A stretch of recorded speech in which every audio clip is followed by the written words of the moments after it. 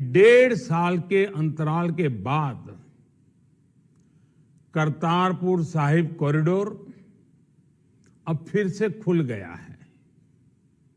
साथियों, गुरु नानक जी ने कहा है, बीच दुनिया सेवी कमाइए त दरगिह बेसन पाइए। यानी संसार में सेवा का मार्ग अपनाने से ही जीवन सफल होता है। हमारी सरकार इसी सेवा भावना के साथ देशवासियों का जीवन आसान बनाने में जुटी है। न जाने कितनी पीढ़ियां जिन सपनों को सच होते देखना चाहती थी, भारत आज उन सपनों को पूरा करने का भरपूर प्रयास कर रहा है। साथियों, अपने 5 दशक के सार्वजनिक जीवन में मैंने किसानों की परेशानियों को, उनकी चुनौतियों को बहुत करीब से देखा है, महसूस किया है। इसलिए जब देश ने मुझे 2014 में प्रधानमंत्री के रूप में सेवा का अवसर दिया, तो हमने कृषि विकास, किसान कल्याण को सर्वोच्च प्राथमिकता दी। साथियों, इस सच्चाई से बहुत लोग अनजान हैं कि देश के 100 में से 80 किसान छोटे किसान हैं। उनके पास 2 हेक्टेयर से भी कम जमीन है। आप कल्पना कर सकते हैं, इन छोटे किसानों की संख्या 10 करोड़ से भी ज्यादा है। उनकी पूरी जिंदगी का आधार यही छोटी सी जमीन का टुकड़ा है। यही उनकी जिंदगी होती है। और इस छोटी सी जमीन के सहारे ही वो अपना और अपने परिवार का गुजारा करते हैं। पीढ़ी दर पीढ़ी परिवारों में होने वाला बंटवारा इस जमीन को और छोटा कर रहा है। इसलिए देश के छोटे किसानों की चुनौतियों को दूर करने के लिए हमने बीज, बीमा, बाजार और बचत, इन सभी पर चौतरफा काम किया।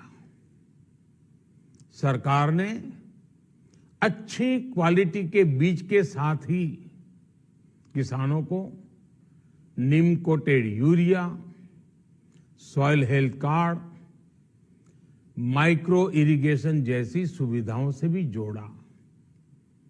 हमने 22 करोड़ सॉइल हेल्थ कार्ड किसानों को दिए और इस वैज्ञानिक अभियान के कारण एग्रीकल्चर प्रोडक्शन भी बढ़ा। साथियों, हमने फसल बीमा योजना को अधिक प्रभावी बनाया। उसके दायरे में ज्यादा किसानों को लाए। आपदा के समय ज्यादा से ज्यादा किसानों को आसानी से मुआवजा मिल सके, इसके लिए भी पुराने नियम बदले। इस वजह से बीते 4 साल में 1 लाख करोड़ रुपए से अधिक का मुआवजा हमारे किसान भाई बहनों को मिला है। हम छोटे किसानों और खेत में काम करने वाले श्रमिकों तक बीमा और पेंशन की सुविधाओं को भी ले आए। छोटे किसानों की जरूरतों को पूरा करने के लिए सीधे उनके बैंक खातों में 1,62,000 करोड़ रुपए ट्रांसफर किए, सीधे उनके खाते में। साथियों, किसानों को उनकी मेहनत के बदले उपज की सही कीमत मिले, इसके लिए भी अनेक कदम उठाए गए। देश ने अपने रूरल मार्केट इंफ्रास्ट्रक्चर को मजबूत किया। हमने एमएसपी तो बढ़ाई ही, साथ ही साथ रिकॉर्ड सरकारी खरीद केंद्र भी बनाए। हमारी सरकार द्वारा की गई उपज की खरीद ने पिछले कई दशकों के रिकॉर्ड तोड़ दिए हैं। देश की 1,000 से ज्यादा मंडियों को ई नाम योजना से जोड़कर हमने किसानों को कहीं पर भी अपनी उपज बेचने का एक प्लेटफॉर्म दिया और इसके साथ ही देश भर की कृषि मंडियों के आधुनिकीकरण पर भी हमने करोड़ों रुपए खर्च किए। साथियों, आज केंद्र सरकार का कृषि बजट पहले के मुकाबले 5 गुना बढ़ गया है। हर वर्ष 1.25 लाख करोड़ रुपए से अधिक कृषि पर खर्च किए जा रहे हैं।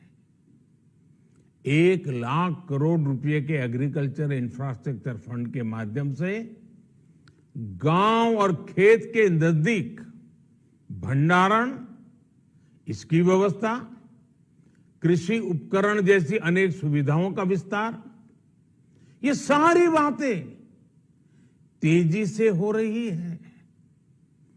छोटे किसानों की ताकत बढ़ाने के लिए 10,000 एफपीओ किसान उत्पादक संगठन बनाने का अभियान भी जारी है।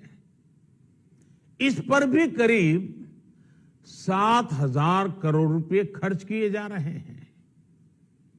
माइक्रो इरिगेशन फंड के आवंटन को भी 2 गुना करके 10,000 करोड़ रुपए कर दिया गया है। हमने क्रॉप लोन भी 2 गुना कर दिया, तो इस वर्ष 16 लाख करोड़ रुपए हो जाएगा। अब पशुपालकों को मछली पालन से जुड़े हमारे किसानों को भी किसान क्रेडिट कार्ड का लाभ मिलना शुरू हो गया है।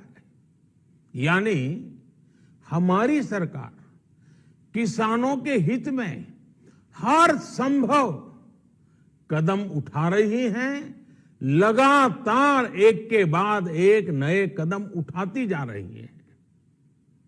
किसानों की आर्थिक स्थिति सुधरे, उनकी सामाजिक स्थिति मजबूत हो, इसके लिए पूरी ईमानदारी से काम कर रही है। साथियों, किसानों की स्थिति को सुधारने की इसी महाअभियान में देश में 3 कृषि कानून लाए गए थे। मकसद ये था कि देश के किसानों को, खासकर छोटे किसानों को और ताकत मिले, उन्हें अपनी उपज की सही कीमत और उपज बेचने के लिए ज्यादा से ज्यादा विकल्प मिले। बरसों से ये मांग देश के किसान, देश के कृषि विशेषज्ञ, देश के कृषि अर्थशास्त्री, देश के किसान संगठन लगातार कर रहे थे। पहले भी कई सरकारों ने इस पर मंथन भी किया था। इस बार भी संसद में चर्चा हुई, मंथन हुआ और ये कानून लाए गए।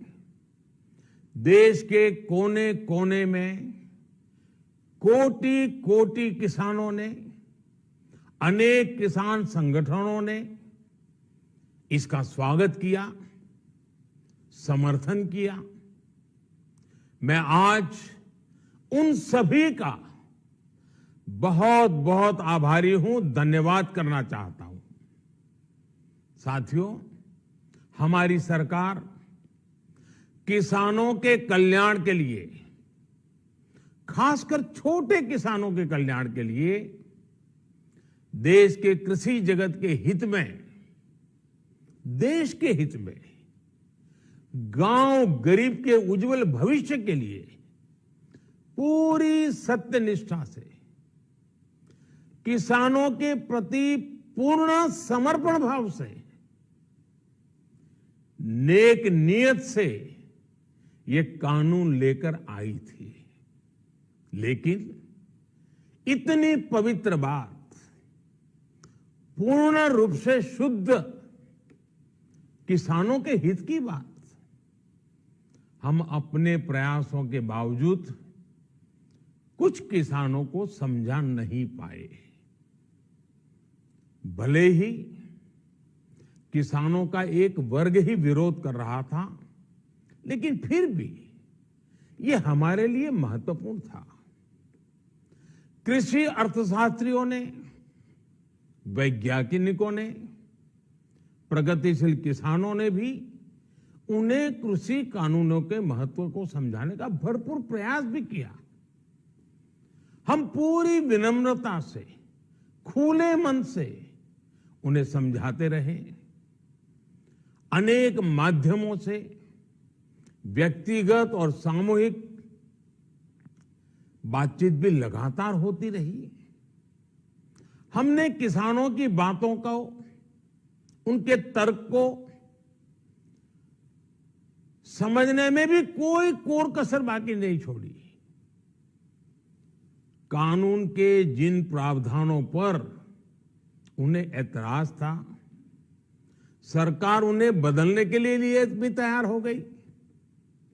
2 साल तक हमने इन कानूनों को सस्पेंड करने का भी प्रस्ताव दिया। इसी दौरान ये विषय माननीय सर्वोच्च न्यायालय के पास भी चला गया।